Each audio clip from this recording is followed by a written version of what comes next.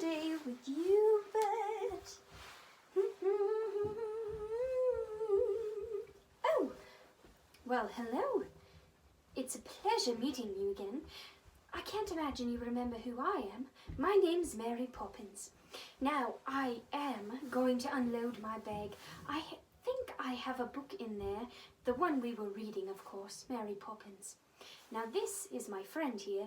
I can't think you can see him very closely, so I'll bring him up to you.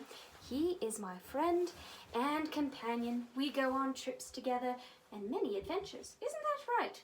Yes, quite. Well, I should say we went on quite the adventure today. Now, let me see what we have. First of all, I need to get my mittens off, my scarf,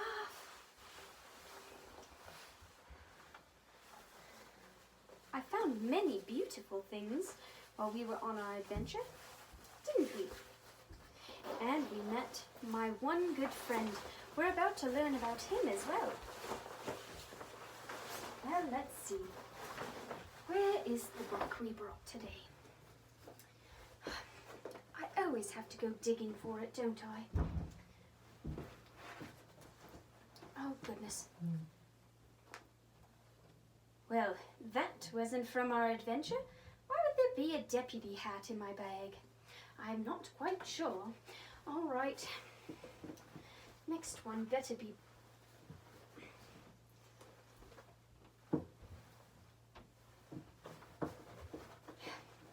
It takes forever, you see, to reach all the way into this blasted bag. All right. Here we... Now, I don't know who on earth would wear a hat like this, but it is quite fantastic. Now, let me see. I should have found something in here earlier. I brought this beautiful picture from my adventures today. We're about to read about my adventures, and you're about to hear about a new character in our story. Ah, yes, a beautiful picture. I'd like to think I'd hang this on the wall right here. Ah, perfect. A trip to the mountains, perhaps? Ah, there it is. Mary Poppins by P.L. Travers. Now I'm going to pull you in close.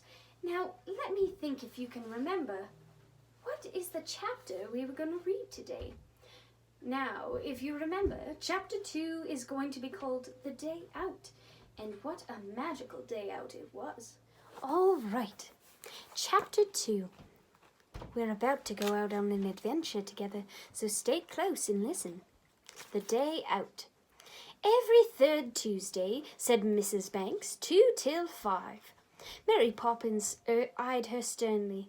The best people, ma'am, she said, give every second Thursday and 1 till 6. And those I shall take, or... Mary Poppins paused, and Mrs. Banks knew what the pause meant. It meant that if she didn't get what she wanted, Mary Poppins wouldn't stay. Very well, said Mrs. Banks hurriedly, though she wished Mary Poppins didn't know so very much about the best people than she did herself. So Mary Poppins put on her white gloves and tucked her umbrella under her arm, not because it was raining, but because it had such a beautiful handle that she couldn't possibly leave at home, and I never do. How could you leave your umbrella behind if it had a parrot's head for a handle? Besides, Mary Poppins was very vain and liked to look her best. What's wrong with that? Indeed, she was quite sure she never looked anything else. Jane waved at her from the nursery window. Where are you going? She called. Kindly close the window, replied Mary Poppins, and Jane's head hurriedly disappeared into the nursery. Mary Poppins walked down the garden path and opened the gate. Once outside in the lane, she set off walking very quickly, as if she were afraid that the afternoon would run away from her if she didn't keep up with it. At the corner, she turned to the right and then to the left. nodded hotly at the policeman, who said it was a nice day, and by that time she felt that her day out had just begun. She stopped beside an empty motor car in order to put her hat straight with the help of a wide screen, in which it reflected. Then she smoothed down her frock and tucked her umbrella more securely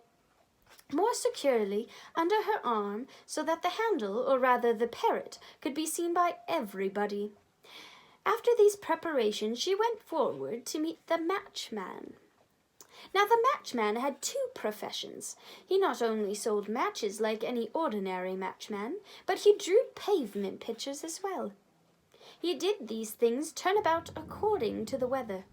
If it was wet, he sold matches because the rain would have washed away his beautiful pictures if he had painted them.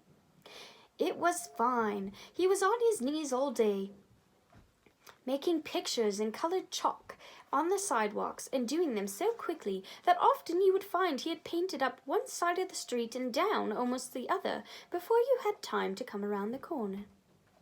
On this particular day, which was fine but cold, he was painting.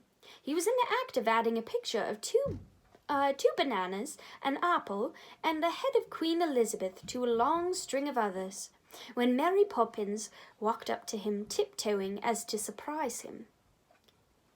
"Hey!" called Mary Poppins softly. He went on putting brown stripes on a banana and brown curls on a Queen Elizabeth's head like hair. "Ahem!" Mary Poppins with a ladylike cough. He turned with a start, and he saw her. "Mary Poppins!" he cried, and you could tell by the way he cried that Mary Poppins was a very important person in his life. Mary Poppins looked down at her feet and rubbed the toe of one of the shoes along the pavement 2 or 3 times. Then she smiled at the shoe in such a way that the shoe knew quite well that the smile wasn't meant for it. "It's my day, Bert," she said. "Don't you remember?" Bert was the matchman's name. Herbert Alfred for Sundays. "Of course I remember, Mary," he said, "but—" and he stopped and looked sadly into his cap. It laid on the ground beside his last picture, and there was 2pence in it. Now, 2pence is money. He picked it up and jingled the pennies. "That's all you got, Bert," said Mary Poppins, and she said it so brightly you could hardly tell she was disappointed at all.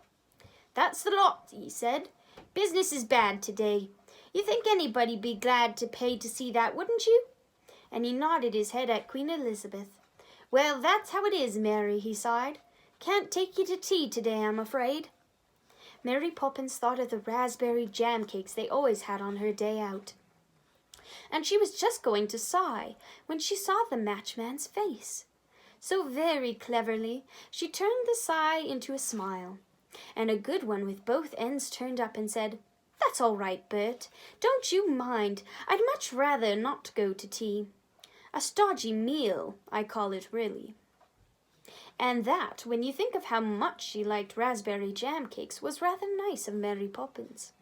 The matchman apparently thought so too, for he took her white-gloved hand in his and squeezed it hard. Then together they walked down the row of pictures. "Now there's one you've never seen before," said the matchman proudly, pointing to a painting of a mountain covered with snow, and its slopes simply littered with grasshoppers sitting on gigantic roses. This time Mary Poppins could indulge in a sigh without hurt feelings. "Oh, Bert," she said, "what a fair treat."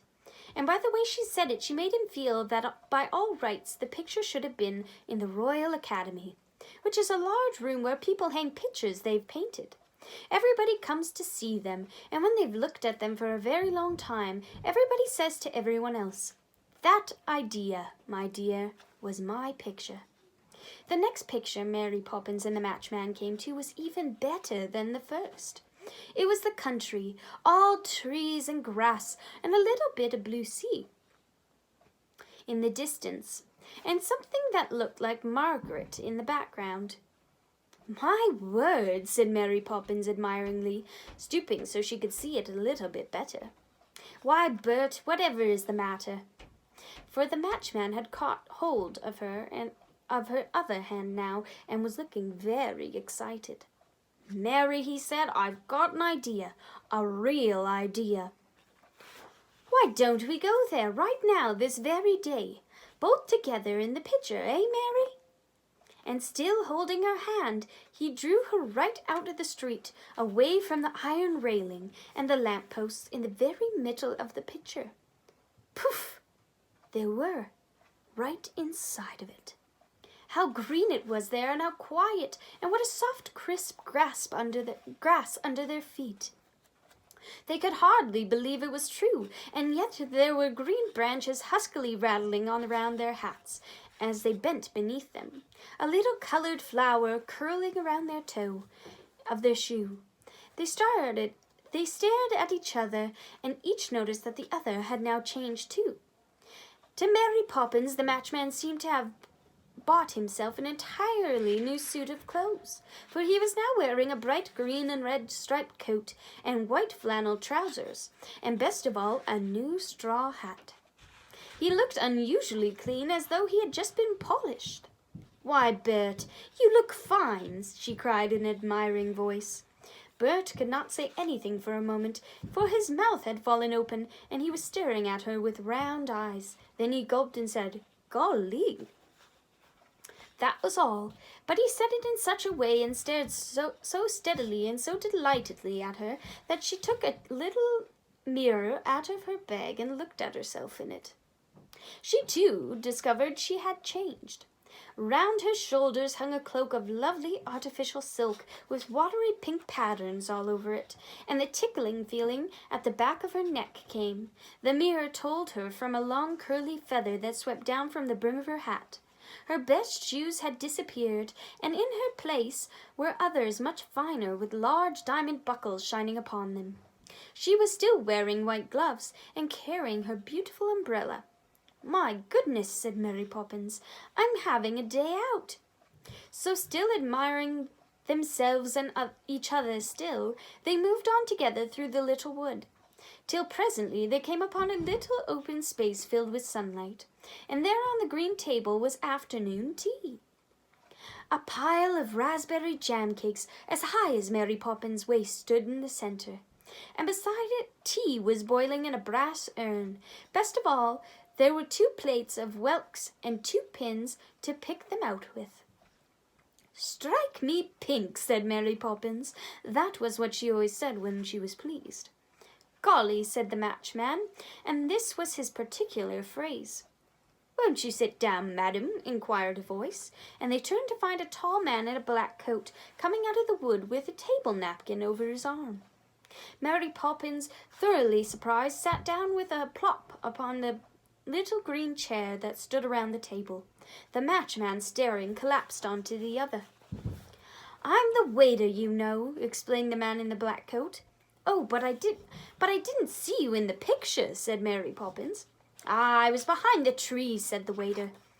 "Why don't you sit down?" said Mary Poppins politely. "Waiters never sit down, madam," said the man, but he seemed pleased at being asked. "Your whelks, mister," he said, pushing a plate of them over to the matchman. "And your pin." He dusted the pin on his napkin and held it out to the matchman. They began upon the afternoon tea, and the waiter stood beside them to see they had everything they needed.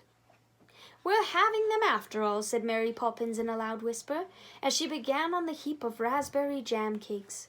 "Golly," agreed the matchman, helping himself to the 2 of the largest. "Tea?" said the waiter, filling a large cup of each of them for the urn. They drank it, and had 2 more cups each. And then, for luck, they finished the pile of raspberry jam cakes. After that, they got up, brushed off the crumbs, and said, "What do we owe?" "There's nothing to pay," said the waiter, before they even had time to ask for the full bill. "It's a pleasure. You will find the merry-go-round just over there." And he waved his hand to the little gap in the trees, where Mary Poppins and the matchman could see several wooden horses whirling around on a stand. I wonder what that's called. Do you know?" "That's funny," said she. "I don't remember seeing a picture of this either," she said. "Ah," said the matchman, who hadn't remembered it himself. It was in the background, you see. The merry-go-round was just slowing down as they approached. They leapt upon it, Mary Poppins on a black horse, and the matchman on a grey. And when the music started again, they began to move. They rode all the way to Yarmouth and back, because that was the place they both wanted to see most. When they returned, it was nearly dark, and the waiter was watching for them. "I'm sorry, madam and mister," he said politely, "but we close at 7 o'clock. Rules, you know. May I show you the way out?" They nodded as he flourished his table napkin and walked out in front of them through the wood. "It was a wonderful picture you've drawn this time, Bert," said Mary Poppins, putting a hand through the matchman's arm and drawing her cloak about her. "Well, I did my best, Mary," said the matchman, nodding, but you could see he was very pleased with himself indeed. Just then the waiter stopped in front of them, beside a large white doorway that looked as though it was made of thick chalk lines. "Ah, here you are," he said. "This is the way out." "Goodbye and thank you," said Mary Poppins, shaking his hand. "Madam, goodbye," said the waiter. He bowed so low that his head knocked against his knees. He nodded to the matchman, who cocked his head to one side and closed one eye at the waiter, which was his way of bidding him farewell. Then Mary Poppins stepped back through the white doorway, and the matchman followed shortly behind her.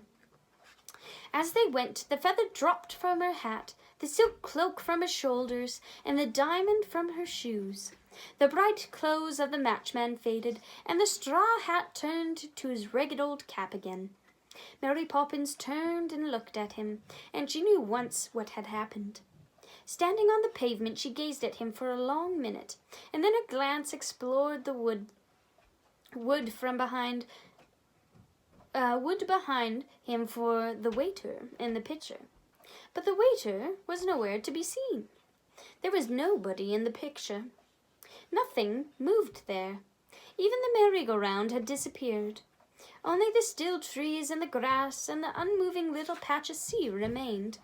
But Mary Poppins and the matchman smiled at once, and smiled at one another. They knew, you see, what lay behind those trees. Now when she came back from her day out, Jane and Michael came running to meet her. "Where have you been?" they asked. "In Fairyland," said Mary Poppins. "Did you see Cinderella?" said Jane. "Huh? Cinderella? Not me," said Mary Poppins, contemptuously. "Cinderella indeed," she said. "Or Robinson Crusoe," said Michael. "Robinson Crusoe? Pooh!" said Mary Poppins rudely. "Then how could you have been there? It could have been our fairyland."